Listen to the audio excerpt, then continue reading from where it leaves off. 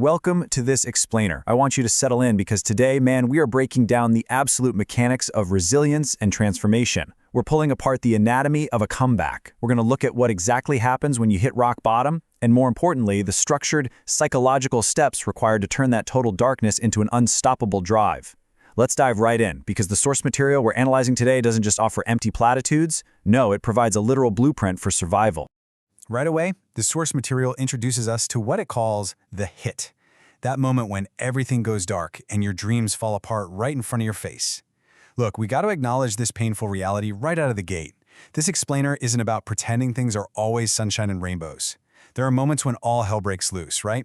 The support system completely evaporates. You're left holding the shattered pieces of a dream, and people are telling you that you simply aren't going to make it. It hurts like hell, and you know what? It's supposed to. But here is where everything shifts. The ultimate question you have to answer is, how hard can you hit back?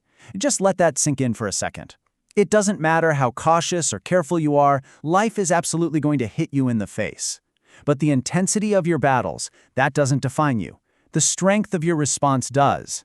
How much of a fight are you actually willing to put up for those dreams? Because if you truly care about them, you do not fold the first, second, or even the 20th time something tries to knock you down. You step into the ring. Our source completely redefines the origin of a champion here. We always kind of think champions are just born, right? Or they're made when things are going perfectly. But the reality? Champions are forged through fire. They're built through defeat. They are constructed in the struggle of having to deal with the absolute worst imaginable situations and, this is absolutely crucial, not running away from them. True strength requires leaning right into that initial darkness. You don't even have to be pumped up about it. Sometimes true strength is just standing up and deciding to outlast the pain. All right, phase 2, the crossroads.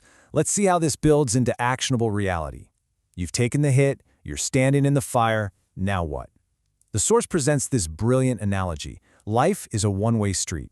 As you head down it, the road literally disappears behind you. Once you've committed to your goals, going back to who you were before is physically and mentally impossible. You can only go forward. Which brings us to a highly critical junction. At this junction, you face a stark, binary choice. There is zero middle ground here. Choice 1, you get scared, you give up, you sit down, and you let the fire consume you. Choice 2, you look at the insurmountable obstacle in front of you, you say to hell with fear, and you barrel right through it. Think about that for a moment. You barrel through it. The promise here is that when you come out on the other side of that fear, you are guaranteed to be stronger than you ever thought possible. You didn't come this far just to break down now. So how do you actually barrel through it? You rely on relentless actions to maintain momentum. Keep studying, keep writing, keep singing, keep rapping, keep boxing, keep fighting, keep dribbling. Look, if you're feeling hurt, keep moving. If you're crying, keep moving. If you have absolutely no idea what's going to happen tomorrow, just keep moving. Stacking these everyday efforts, no matter how small they seem, creates unstoppable forward motion. You stop overanalyzing. You stop talking yourself out of it. You just keep on keeping on, destroying everything in your path until you get what you want. This momentum naturally pulls us into phase 3, extreme ownership. This right here is a massive mindset shift. When the world is against you, it is so incredibly easy to point fingers, isn't it? It's easy to say you aren't where you want to be because of your boss, the economy, or just your circumstances. But our source makes a very clear distinction. Cowards do that, and that ain't you. You are better than that. Taking absolute responsibility is the only way to grab the steering wheel of your life back from the chaos. To take that wheel, you have to internalize this crucial mantra. I'm responsible for my life. I can't change the past, so I'm not going to spend a single second worrying about what has happened. Winners fiercely protect their focus. They discard the unchangeable past because, well, worrying about it burns fuel that should be used for forward motion.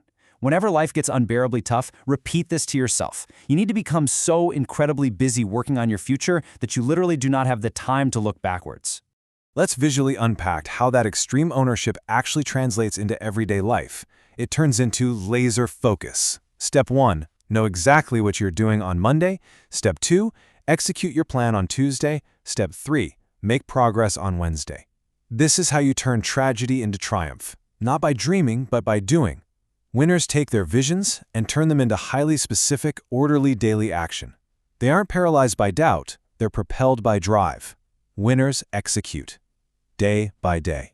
But hey, let's be real for a minute. We're moving into phase 4. the anchor.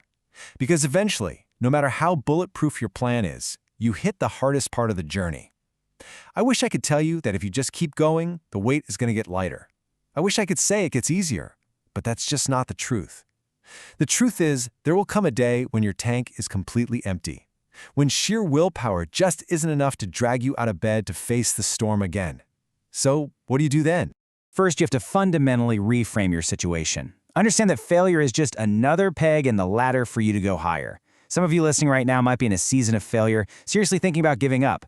But our source teaches us that just because you failed doesn't mean the future isn't bright.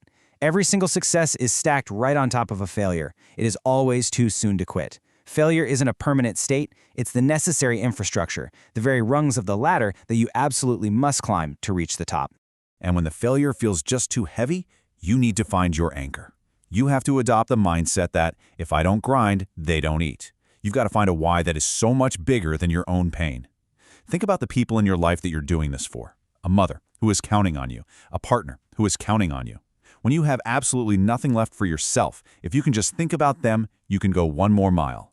When you find your true why, you don't hit the snooze button anymore. Which finally ushers us into Phase 5, the transformation.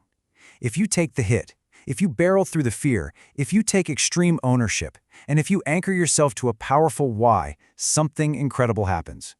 The pressure, the pain, and the darkness you endured, they don't just leave you as a survivor, they forge you into an entirely new identity. You don't become this version of yourself when everything is going well. You needed the darkness to become this. And what exactly is that identity? It's becoming a beast.